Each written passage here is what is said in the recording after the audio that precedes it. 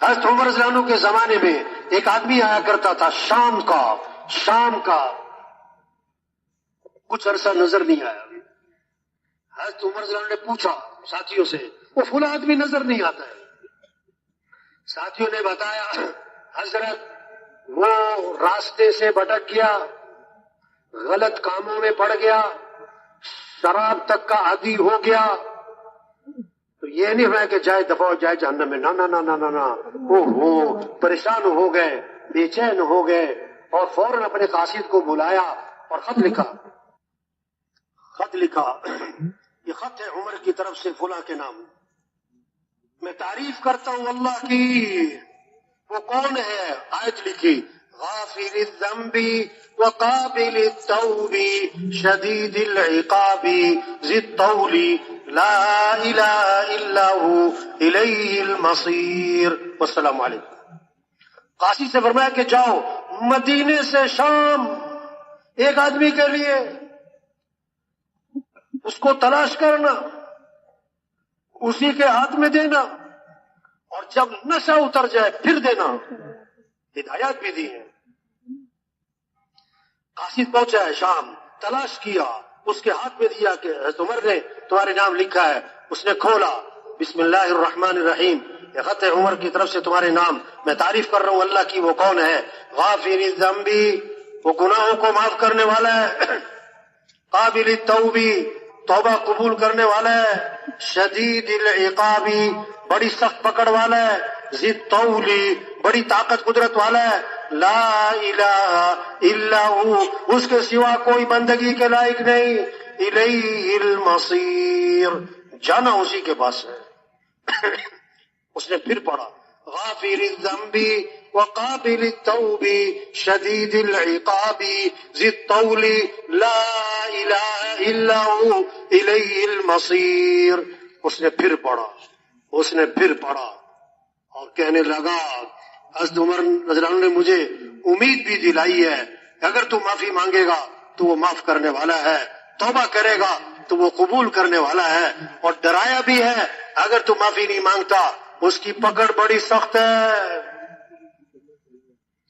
اور بڑی طاقت والا، اور جانا اسی کے پاس ہے. اور اس کی آنکھوں میں آنسو آ گئے اور پکی سچی توبہ کر لی. قاصد نے آ کر ساری کارگزاری سنائی حضرت عمر رضی اللہ عنہ کو. اس پر حضرت عمر رضی اللہ عنہ نے فرمایا، جب اپنے مسلمان بھائی کے بارے میں پتہ لگے کہ وہ راستے سے بھٹک گیا ہے تو کیا فرمایا؟ اس کو صحیح راستے پر لانے کی کوشش کرو، اس کو امید دلاؤ، اس کو امیدیں دلاؤ، اس کے خلاف شیطان کے مددگار مت بنو، یعنی تانے مت مارو، اور اس کے لیے دعا مانگو، تبلیغ، ایک ایک پر محنت، ایک ایک کی منت خوشامد، سب کا رخ اللہ کی طرف پھیرنا ہے، سب کا رخ آخرت کی طرف پھیرنا ہے، سب کا رخ اعمال کی طرف پھیرنا ہے. یہ جذبہ کہ کیسے سب جہنم سے بچ جائے، کیسے سب جنت میں چلے جائے. مالک بن دینار رحمت اللہ علیہ جا رہے تھے، دیکھا ایک نوجوان ہے اور جناب اس کے قریب لوگ اکٹھے ہیں، معمار، مستری، آج کی زبان میں انجینئرز، اور ان کو ہدایت دے رہا ہے، یہاں یہ بنے گا، یہاں یہ بنے گا، یہاں یہ بنے گا، محل بنانا ہے، محل. تو مالک بن دینار دل ہی دل میں کہنے لگے، کاش یہ نوجوان جنت کا نوجوان بن جائے. اور یہ کن چکروں میں پڑا ہے، اور تبلیغ اسی کا نام ہے، یہ سب کیسے جنت میں چلے جائے، یہ جہنم سے بچ جائے، یہ اپنی صلاحیت کہاں لگا رہے. اس کے پاس گئے، اس کو سلام کیا. وہ جانتا تھا مالک بن دینار رحمت اللہ علیہ کو. حیران، حضرت آپ یہاں پر کیسے؟ بیٹا کیا کر رہے ہو؟ حضرت محل بنانا ہے، اس کی تیاری ہے. بیٹا کتنے پیسے لگاؤ گے؟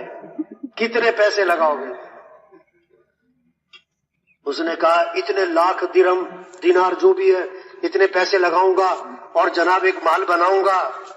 اور بیٹا یہ دنیا کا جو محل ہے یہ مٹی گارے کا ہے،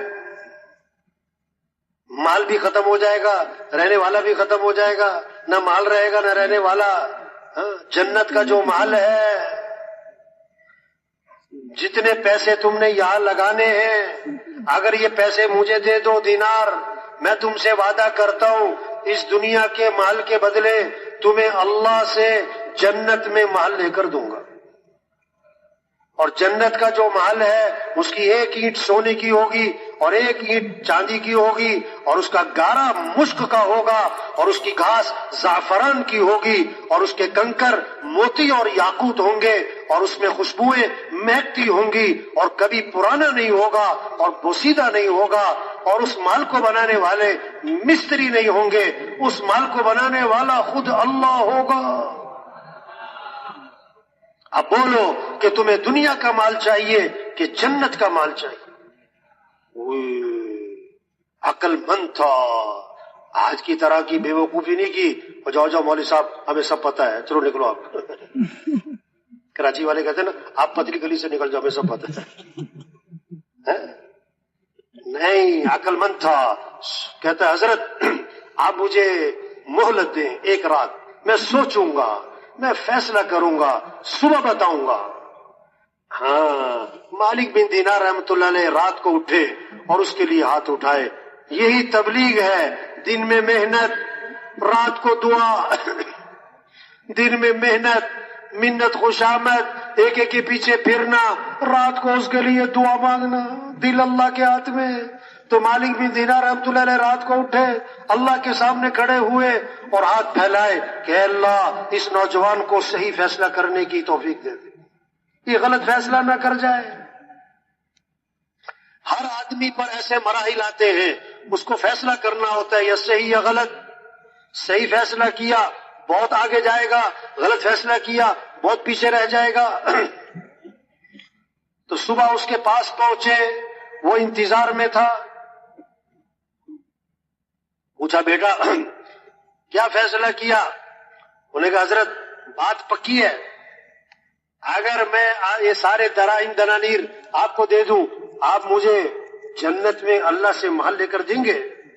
اور میں بیٹا میں وعدہ کرتا ہوں۔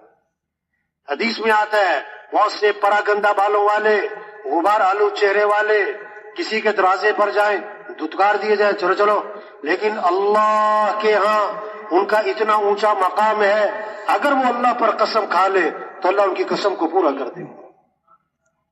میں وعدہ کرتا ہوں اس دنیا کے مال کے بدلے تمہیں اللہ سے جنت میں محل لے کر دوں گا۔ وہ اندر گیا، دراہم اور دنانیر کی تھیلی بوری جو بھی تھا لا کے سامنے رکھا اور کاغذ قلم ہاتھ میں دیا، حضرت پرچہ لکھ کے دے دے، پرچہ لکھ کے دے دے۔ شریعت کا مسئلہ ہے، جب لین دین کا معاملہ کرو لکھت پڑھت کرو، چاہے چاچا ہو، چاہے ماما ہو، چاہے بھائی ہو، کوئی بھی ہو، لکھت پڑھت لکھت پڑھت۔ بہت سارے پھنس جاتے کہ میرا دوست تھا، اب پھنسے ہوئے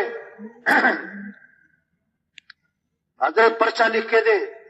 لکھا امام مالک بن دینار رحمۃ اللہ علیہ نے، یہ بسم اللہ الرحمن الرحیم، یہ اقرار نامہ ہے مالک بن دینار کی طرف سے اس نوجوان کے لیے، دنیا کے اس مال کے بدلے اللہ سے جنت میں ایسا ایسا مال لے کر دوں گا، والسلام علیک۔ پرچہ اس کے ہاتھ میں پکڑایا، دراہم لے کر واپس آئے اور شام تک سارے کے سارے دراہم اللہ کے راستے میں خرچ کر دیے۔ اللہ والے جمع نہیں کرتے، خرچ کرتے ہیں۔ ابھی 40 دن نہیں گزرے تھے، مالک بن دینار رحمۃ اللہ علیہ نے فجر کی نماز پڑھائی تو محراب میں دیکھا ایک پرچہ پڑا ہوا ہے، محراب میں دیکھا ایک پرچہ اٹھایا تو دیکھا یہ وہی پرچہ تھا جو اس نوجوان کو لکھ کر دیا تھا۔ وہ پرچہ اٹھایا تو اس کی پشت پر، اس پرچے کی پشت پر بغیر روشنائی کے لکھا ہوا تھا، تم نے اس نوجوان سے جو وعدہ کیا تھا ہم نے وہ وعدہ پورا کر دیا، اور اس نوجوان کو ویسا نہیں اس سے بھی اچھا مال دے دیا۔ مالک بن دینار بڑے حیران، پرچہ لیا، اس کے گھر پہنچے، پتہ لگا کہ کل گزشتہ اس نوجوان کا انتقال ہو گیا۔ پوچھا کوئی وصیت کی تھی کہ جی ہاں، مرنے سے پہلے اس نوجوان نے ایک رکا دیا تھا ہمیں اور کہا تھا جب میں مر جاؤں میرے کفن میں رکھ کر مجھے دفن کر دینا۔ مالک بن دینار رحمۃ اللہ نے پرچہ نکالا کہ یہ وہ پرچہ ہے جو تم نے اس کے کفن میں رکھا تھا؟ انہوں نے کہا اس ذات کی قسم جس نے اس نوجوان کو موت دی، ہم نے یہ پرچہ اس کے کفن میں رکھا اور دفن کر دیا، یہ آپ کے پاس کہاں سے آیا؟ تو مالک بن دینار رحمۃ اللہ علیہ نے سارا قصہ سنایا تو ایک اور نوجوان کھڑا ہو گیا، کہنے لگا حضرت جتنے اس سے لیے تھے اس سے ڈبل میرے سے لے لے، مجھے بھی پرچہ لکھ کے دے دے۔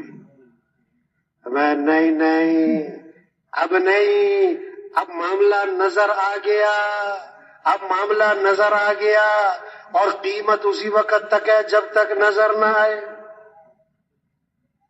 ایمان کسے کہتے ہیں؟ ایمان بالغیب، بن دیکھے مانو۔ ہم نے جنت کو نہیں دیکھا، جنت ہے، جہنم کو نہیں دیکھا، جہنم ہے، قیامت کو نہیں دیکھا، قیامت ہے، ہم نے آخرت کو نہیں دیکھا، آخرت ہے، ہم نے فرشتوں کو نہیں دیکھا، فرشتے ہیں، ہم نے اللہ کو نہیں دیکھا، اللہ ہے، ہم نے سید الکونین حضرت محمد صلی اللہ علیہ وسلم کو بھی نہیں دیکھا۔ ایک صحابی نے عرض کیا حضور مبارک ہو اس شخص کو جس نے آپ کو دیکھا اور آپ پر ایمان لے آیا۔ آپ نے فرمایا ایک مرتبہ نہیں 7 مرتبہ مبارک ہو اس شخص کو جس نے مجھے نہیں دیکھا پھر بھی ایمان لے آیا۔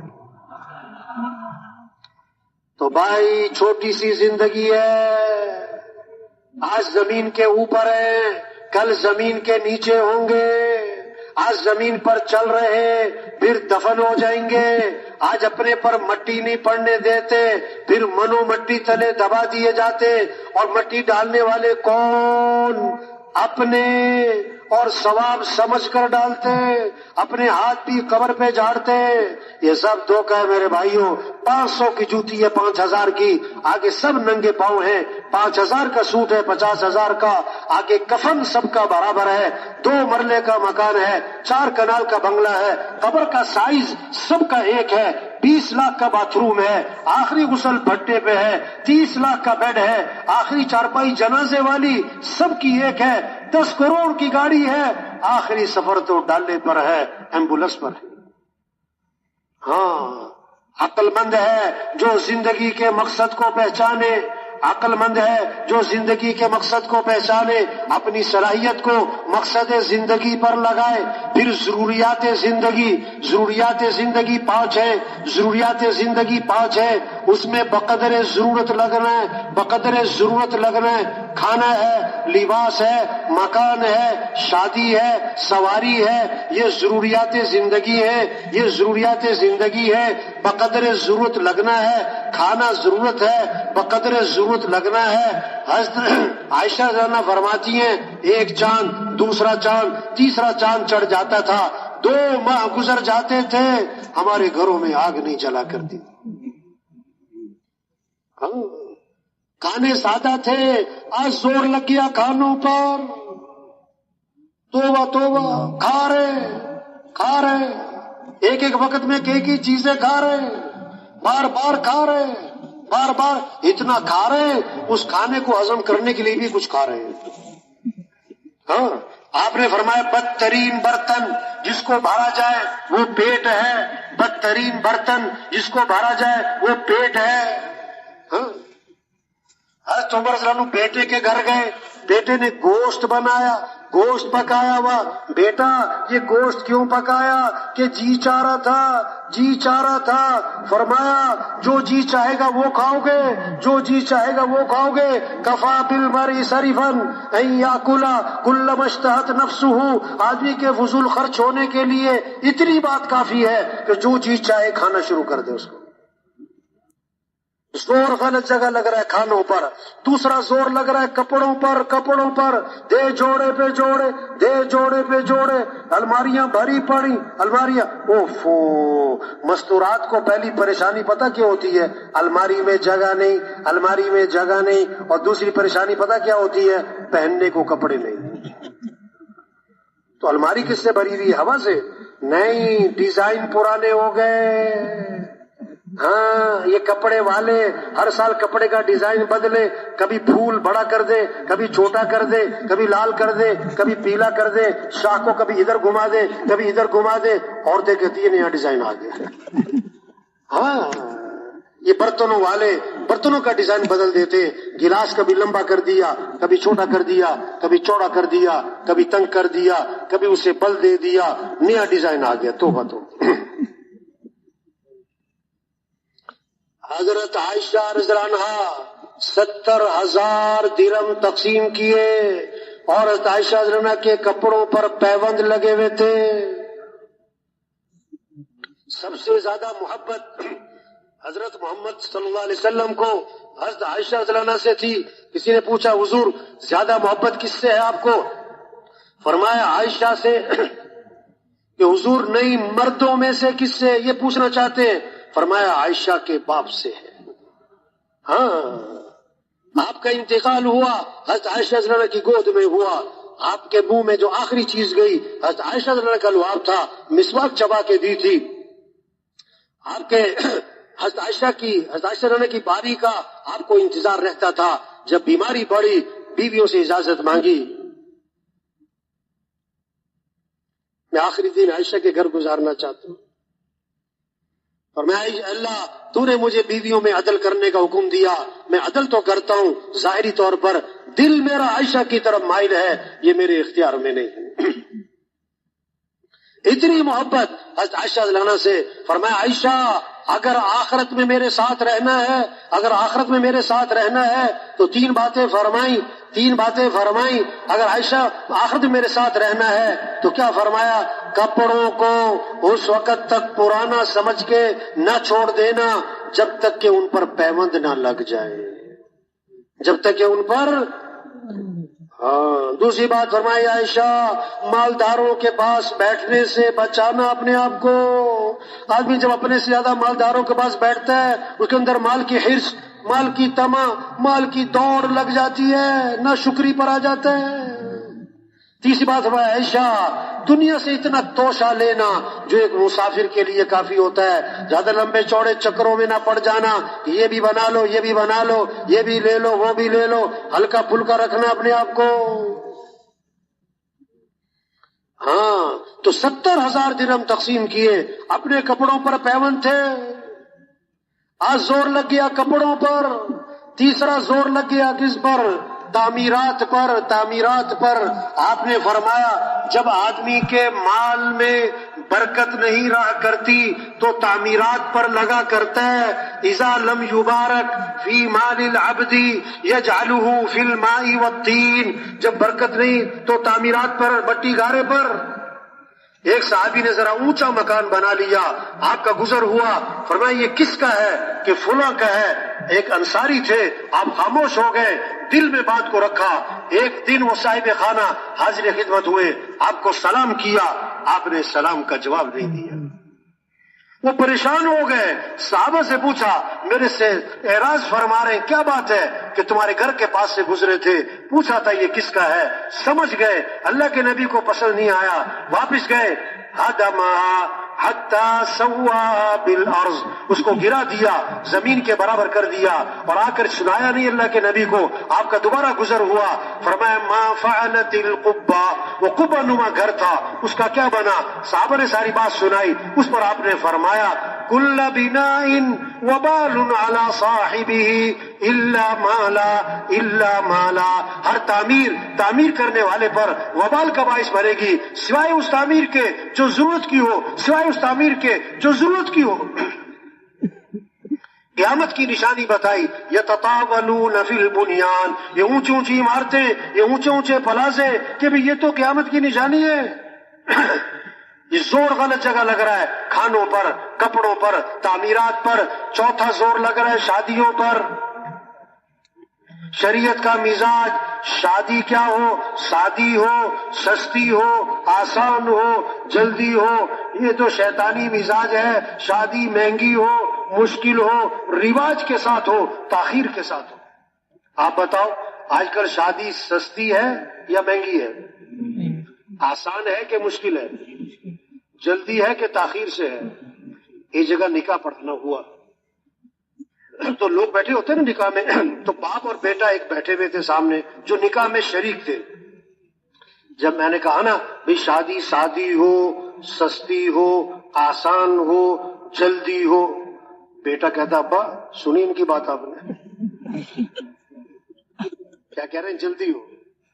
ابا نے کہا بیٹا 3 باتیں اور بھی سنی، سادی ہو، سستی ہو، آسان ہو، یہ 3 تم مان لو، چوتھی میں مان لیتا تم. ہاں شریعت کیا کہتی، سب سے آسان کام شریعت میں شادی ہے بھائی. ہاں شادی میں 2 چیزیں، نکاح اور ولیمہ. بس نکاح کے بارے میں حدیث میں آتا ہے مسجد میں ہونا چاہیے، واجب ہے. ولیمہ ہوا حضور صلی اللہ علیہ وسلم کا، آپ نے صحابہ کو کھجوریں کھلائیں، ولیمہ ہو گیا.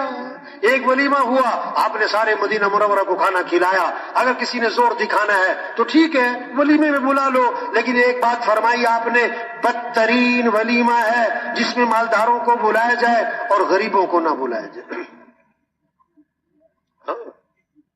ہمیں برکت والا نکاح وہ ہے جس میں کم سے کم خرچ ہو، کم سے کم مشقت ہو. آج شادی کے موقع پر ایک فہرست بنا بیٹھتے ہیں، یہ بھی کرنا ہے، یہ بھی کرنا ہے، یہ بھی بنانا ہے، یہ بھی لینا ہے، یہ بھی دینا ہے، یوں بھی کرنا ہے. ان سے پوچھو یہ سب کچھ کیوں کرنا ہے، یہ سب کچھ کیوں کرنا ہے؟ اس کا جواب پتہ کیا ہوتا ہے؟ یہ سب کچھ کرنا پڑتا ہے، یہ سب کچھ کرنا پڑتا ہے. ان سے پوچھو یہ سب کچھ کیوں کرنا پڑتا ہے؟ بہت خوبصورت جواب ہوتا ہے، آپ کو پتہ نہیں ہے کرنا پڑتا ہے. نہ کوئی سر نہ پاؤں، بس کرنا پڑتا ہے. عبد الرحمن بن عوف رضی اللہ عنہ کی شادی ہوئی. اس زمانے میں شادی کے موقع پر ایک خوشبو لگایا کرتے تھے، وہ خوشبو لگی ہوئی تھی عبد الرحمن بن عوف رضی اللہ عنہ کے. آپ نے کہا عبد الرحمن یہ خوشبو کیسی ہے؟ حضور میں نے شادی کی ہے.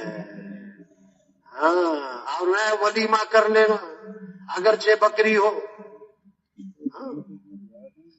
5واں زور لگ گیا. 5واں زور لگ گیا کس پر؟ سواریوں پر. صحابہ کا ایک سفر ایسا تھا پاؤں میں جوتا بھی نہ تھا، ننگے پاؤں چل رہے تھے، پتھریلی زمین تھی، پاؤں زخمی ہو رہے تھے، کپڑے پھاڑے پاؤں پہ لپیٹے. اس کا نام بنا غزوہ ذات الرقاع. تبلیغ مقصد زندگی، اللہ کا دین زندہ ہو، اللہ کا کلمہ بلند ہو، سارے انسان جہنم سے بچے. ضروریات زندگی 5 ہے، ان کو سادگی پر لاؤ. کھانا ہے، لباس ہے، مکان ہے، شادی ہے، سواری ہے. پھر خواہشات زندگی وہ دنیا میں پوری نہیں ہو سکتی. خواہشات زندگی وہ تو جنت میں پوری ہوں گی. 1 کلو کا برتن ہے، اس میں 5 کلو پانی نہیں آ سکتا، 4 کلو، 2 کلو، 1.5 کلو، 1.25 کلو بھی نہیں آ سکتا. برتن چھوٹا ہے. انسان کی خواہشات یہ بہت بڑی ہے. دنیا کا ظرف چھوٹا ہے. آدمی کی خواہش ہے میں زندہ رہوں، یہ دنیا میں نہیں ہو سکتا. اب مالدار بن سکتے ہو، افسر بن سکتے ہو، بڑے بڑے گھر بنا سکتے ہو، ہمیشہ زندہ رہو یہ نہیں ہو سکتا. ہمیشہ جوان رہو یہ نہیں ہو سکتا. ہمیشہ تندرست رہو یہ نہیں ہو سکتا. اب بڑے ڈاکٹر بن سکتے ہو، بڑی دوائیوں کی فیکٹریاں لگا سکتے ہو، ہمیشہ تندرست رہو یہ نہیں ہو سکتا. ہمیشہ خوش رہو یہ نہیں ہو سکتا. دنیا کا ظرف چھوٹا، خواہشات بہت زیادہ ہیں. اس کے لیے اللہ نے جنت بنائی ہے. وہاں 4 قسم کے اعلانات ہوں گے.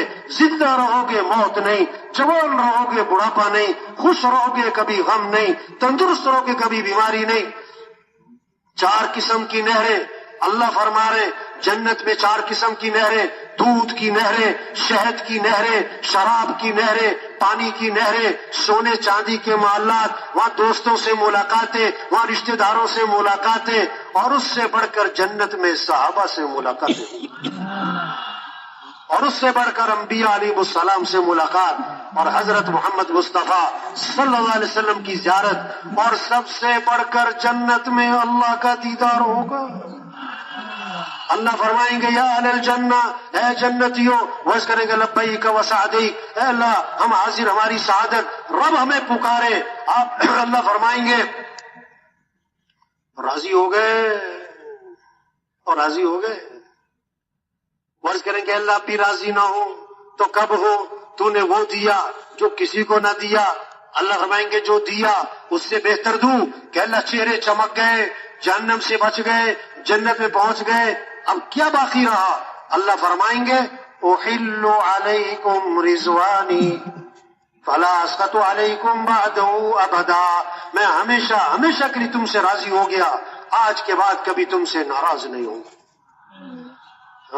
تو بھائی تبلیغ مقصد زندگی، اللہ کا دین زندہ ہو، یہ بڑی قیمتی زندگی ہے اور یہ دوبارہ ملنی کوئی نہیں، اور جا رہی اور بھاگی جا رہی۔ ابھی کہہ رہے رمضان آ رہا ہے، تھوڑے دنوں بعد کہیں گے رمضان جا رہا ہے، سال شروع ہو رہا ہے، پھر سال ختم ہو رہا ہے، یہ گرمیاں آ رہی، یہ گرمیاں جا رہی، کہ بچہ پیدا ہوا کہ اب تو بولنا شروع کر دیا، اب تو پڑھنا شروع کر دیا، اب تو پڑھائی سے فارغ، اب تو اس کی شادی ہو گئی، اب تو اس کے بچے ہو گئے، اب تو بچوں کی بھی شادی، کہ پہلے ابا تھے اب تو دادا بن گئے، اب تو نانا بن گئے۔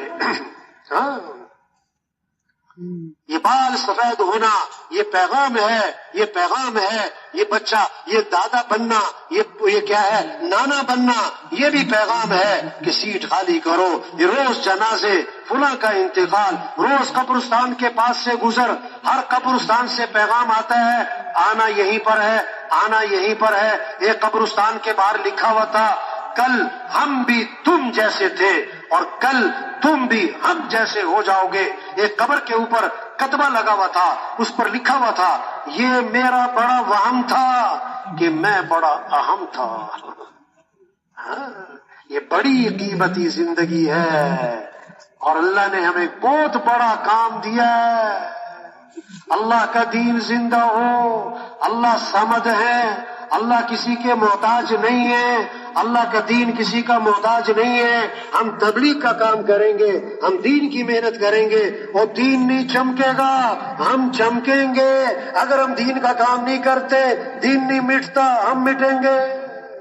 اللہ نے آسمان بنایا، اللہ نے زمین بنائی، پہاڑ بنائے، چاند سورج، یہ مسجد اللہ کا گھر ہے، مسجد اللہ کا گھر ہے۔ مسجد بنانے کی باری آئی تو لوگوں سے فرمایا میرا گھر بناؤ، میرا گھر بناؤ۔ اس لیے نہیں کہ اللہ بنا نہیں سکتا، اللہ ایک لمحے میں پوری دنیا میں ہر محلے گاؤں بستی میں بہترین مسجد بنا کے کھڑی کر سکتا ہے۔ اگر اللہ خود ہی مسجدیں بنا دے، مسجدیں بنانے کی فضیلت سے ہم محروم ہو جائیں گے۔ ہمیں نوازنے کے لیے کہا کہ تم میرا گھر بناؤ، میں جنت میں تمہارا گھر بناؤں گا۔ اور اللہ کا گھر بنانے میں اگر مال لگ رہا ہے وہ بھی تو اللہ نے دیا ہے، جان لگ رہی وہ بھی تو اللہ نے دی ہے۔ اسی طرح اللہ کسی کے محتاج نہیں، اللہ ایک امر سے، اپنے ایک حکم سے پوری دنیا میں دین زندہ کر سکتا ہے، پوری دنیا سے باطل کو مٹا سکتا ہے۔ اگر اللہ خود ہی دین کو زندہ کر دے، دین کی محنت کرنے سے ہمیں جو مقام ملتا ہم اس سے محروم ہو جائیں گے۔ یہ تو ہمیں نوازنے کے لیے کہ چلو تم دین کا کام کرو، تم دین کا کام کرو، یہ تو ہماری سعادت ہے، یہ تو ہماری سعادت ہے۔ سفیر بن جانا کتنی بڑی بات سمجھا جاتا ہے۔ یہ فلاں ملک کے سفیر ہیں، جو دعوت کا کام کرے گا، جو تبلیغ کا کام کرے گا، جو اللہ کے دین کو لے کے پھرے گا، جو لوگوں کو اللہ کی طرف بلائے گا۔ یہ کس کا سفیر ہے؟ اللہ کا۔ یہ کس کا سفیر ہے؟ ہاں، بادشاہ کسی کو اپنی خدمت کے لیے رکھ لے، یہ بادشاہ کا احسان ہے کہ خادم کا کمال ہے؟ بولو بھائی، اور یہ تو بادشاہ کا احسان ہے۔ اللہ کسی سے دین کا کام لے، دین کے پھیلانے کا ذریعہ بنائے، یہ تو اللہ کا احسان ہے، کرنے والے کا کوئی کمال نہیں۔ لیکن اللہ کس سے دین کا کام لیں گے، کس کو دین کے پھیلنے کا ذریعہ بنائیں گے؟ جو اپنے آپ کو پیش کرے گا، جو کہے گا میں تیار ہوں۔ حاجی صاحب فرمایا کرتے تھے اللہ اسی سے کام لے گا جو کام کرنے کے لیے تیار ہوگا۔ اسی کو کام کہا جاتا ہے جو کام کرنے کے لیے تیار ہوتا ہے۔ جو کہتا میرے پاس وقت نہیں ہے، میں مصروف آدمی ہوں، اللہ اس سے کام نہیں لیتے۔ یہ زندگی نعمت ہے۔ فرمایا زندگی کو غنیمت سمجھو، موت سے پہلے کتنے ہمارے بعد پیدا ہوئے، ہم سے پہلے مر گئے۔ جوانی کو غنیمت سمجھو، بڑھاپے سے پہلے ابھی جوانی ہے، بڑا دین کا کام کر سکتے ہیں، پھر ایک وقت آئے گا کرنا چاہیں گے اور کر نہیں سکیں گے۔ صحت کو غنیمت سمجھو، بیماری سے پہلے کتنے اسپتالوں میں گھروں میں پڑے، ہاتھ نہیں ہلا سکتے، پاؤں نہیں ہلا سکتے، سانس مشینوں پہ چل رہے ہیں۔ فراغت کو غنیمت سمجھو مشغولیت سے پہلے، خوشحالی کو غنیمت سمجھو بدحالی سے پہلے۔ کتنے کروڑوں میں تھے کوڑیوں میں چلے گئے، کروڑوں میں تھے کوڑیوں میں چلے گئے، جن کے ملازم ہوتے تھے خود ملازمت پر آ گئے۔ ایک تو اپنے ملازم کا ملازم بنا۔ زندگی کی قدر، یہ اجتماع نعمت، یہ اللہ کے نام پر مجمع آیا ہے، اللہ کے نام پر مجمع آیا ہے، اور یہ خود نہیں آیا ہے، اس مجمع کو کون لایا ہے؟ ہاں، یہ نعمت ہے۔ اللہ کا پیغام کانوں میں پڑے، اللہ کی بات کانوں میں پڑے، نعمت ہے۔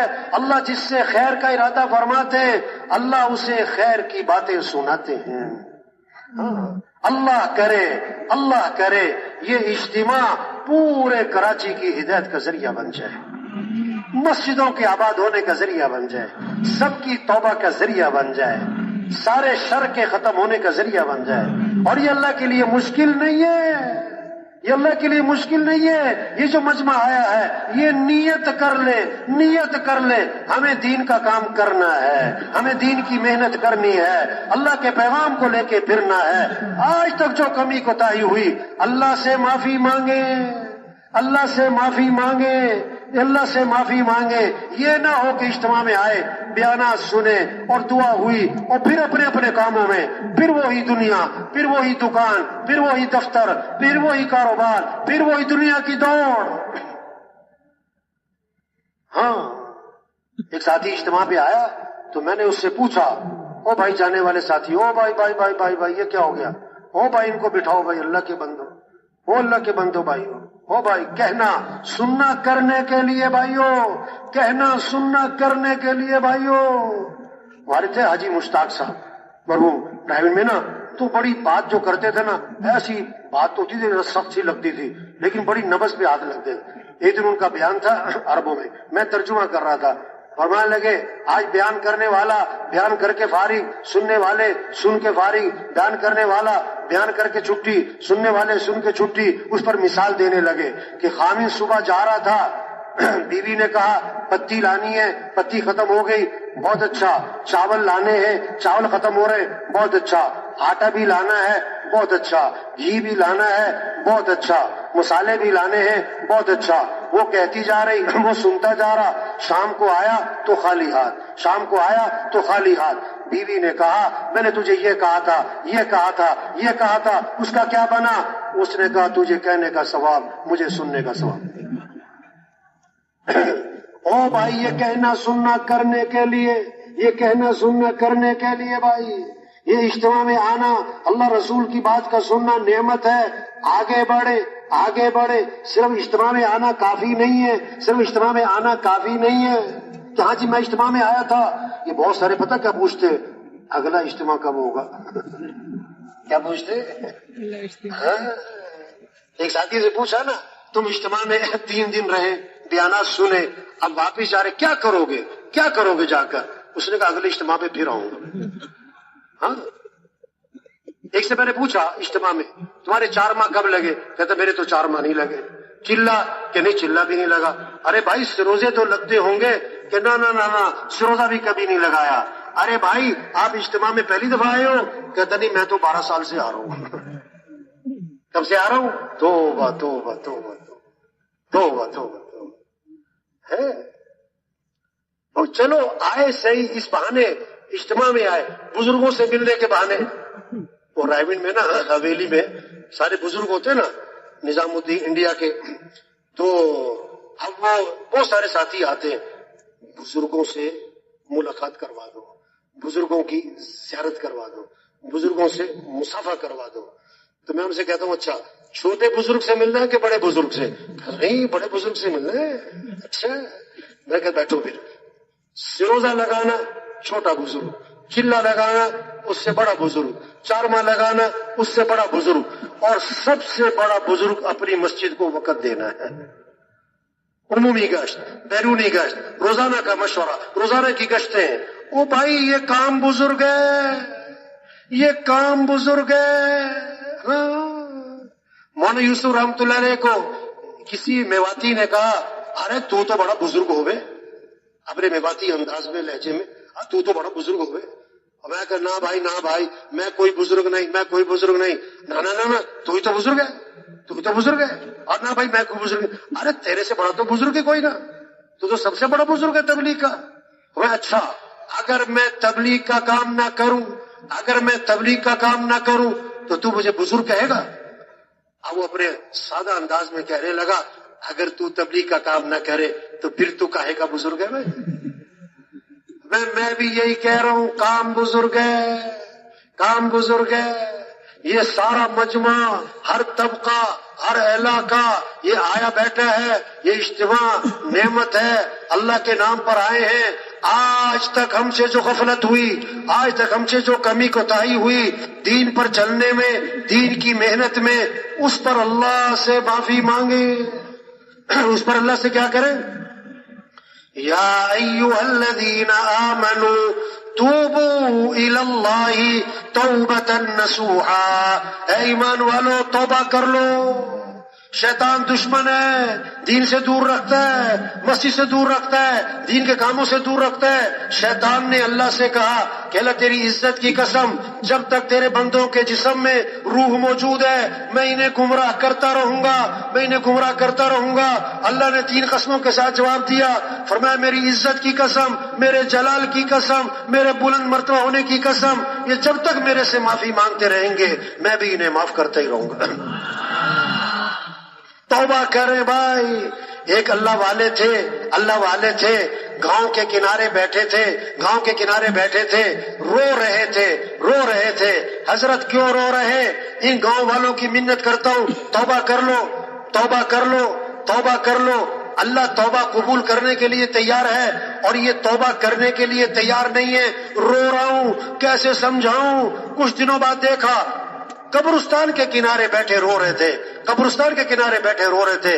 حضرت آج کیوں رو رہے؟ یہ جتنے قبروں میں پڑے ہوئے ہیں سب توبہ کرنے کے لیے تیار ہیں, اب اللہ قبول کرنے کے لیے تیار نہیں. ابھی وقت ہے بھائی. مکھی کے سر کے برابر اللہ کے خوف سے آنسو نکل آیا تو جہنم کی آگ بجھانے کے لیے کافی ہے.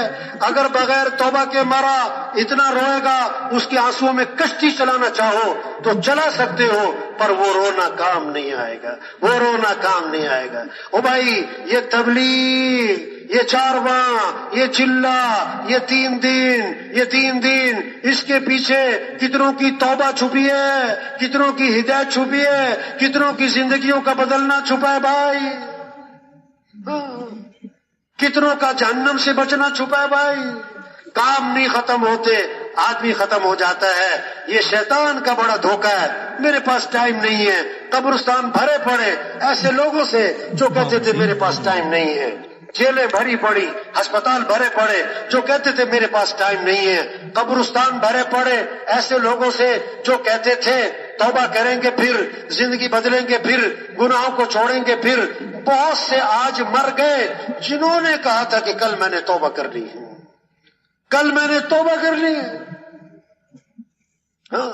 ابھی وقت ہے بھائی.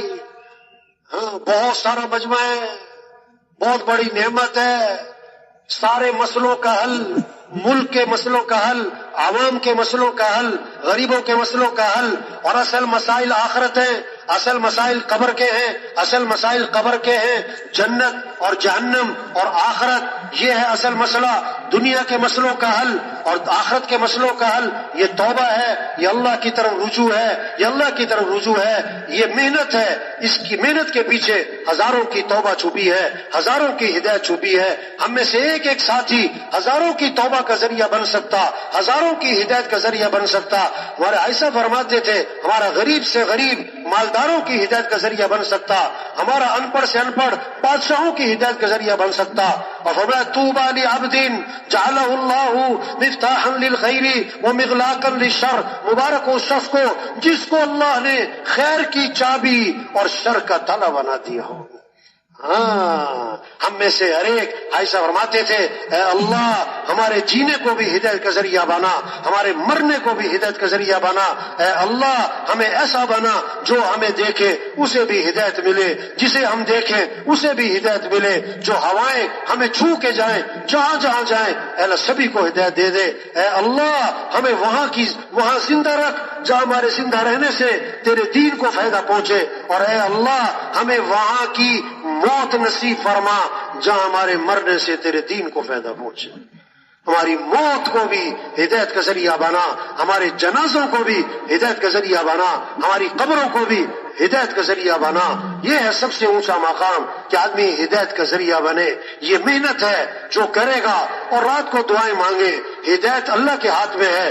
دن میں محنت ہے، رات کو دعا ہے، دن میں محنت ہے، رات کو دعا ہے۔ جس کی محنت اللہ کے ہاں قبول ہو گئی اللہ اسے ہدایت کا ذریعہ بنائیں گے۔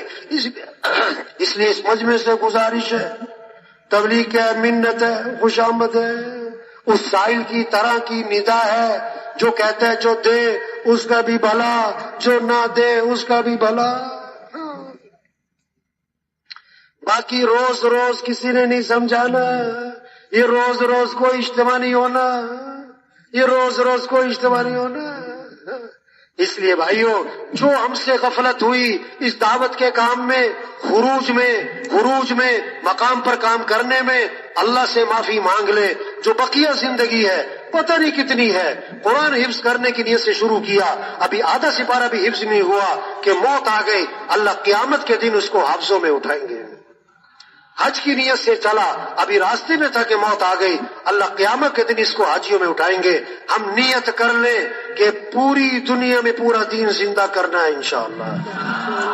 ہم نیت کر لیں کہ اپنی بقیہ زندگی کو اللہ کے دین کے پھیلانے پر لگانا ہے انشاءاللہ، اور پھر اللہ سے مانگے کہ اللہ میں اس کام کے لیے قبول فرما، اللہ یہ کام ہمارے لیے آسان فرما، اللہ میں اس پر استقامت نصیب فرما، اللہ ہماری موقع پہ رہنمائی فرما، اللہ نفس کے شر سے حفاظت فرما، شیاطین کے شر سے حفاظت فرما، اللہ عافیت والا معاملہ فرما، اللہ ہدایت کی ہواؤں کو عام فرما، اللہ خیر کے دروازوں کو کشادہ فرما، اللہ شر کے دروازوں کو بند فرما۔ اے اللہ جسے تو سورج کو طلوع فرماتا ہے، اللہ ہدایت کے سورج کو طلوع فرما، اور ہدایت کی روشنی ہر کچے پکے گھر میں داخل فرما۔ اللہ جسے تو موسم کو بدل دیتا ہے، اللہ گمراہی کو ہدایت سے بدل دے۔ ہمارے ایسا فرماتے تھے گھر میں بڑھیا ہے، دادی اماں ہے، نانی اماں ہے، بستر میں پڑی ہے، وہ دعا کے لیے ہاتھ بھی نہیں اٹھا سکتی، وہ دعا کے لیے زبان سے بول بھی ادا نہیں کر سکتی، لیٹے لیٹے بغیر ہاتھ اٹھائے بغیر زبان ہلائے دل ہی دل میں وہ دعا مانگ سکتی ہے، اے اللہ سارے انسانوں کو ہدایت دے دے، اے اللہ سارے انسانوں کو جہنم سے بچا لے، اے اللہ اپنے دین کو دنیا میں زندہ فرما دے۔ ایسا فرماتے تھے اس کی یہ دعا بستر پر پڑے بغیر ہاتھ اٹھائے بغیر زبان ہلائے یہ پوری دنیا کے باطل کو توڑ دے گی،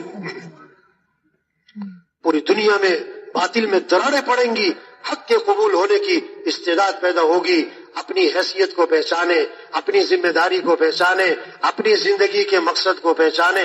اس لیے بھائی پکا عزم کر لیں یہ کام کرنا ہے انشاءاللہ، اس کام میں آگے بڑھنا ہے انشاءاللہ۔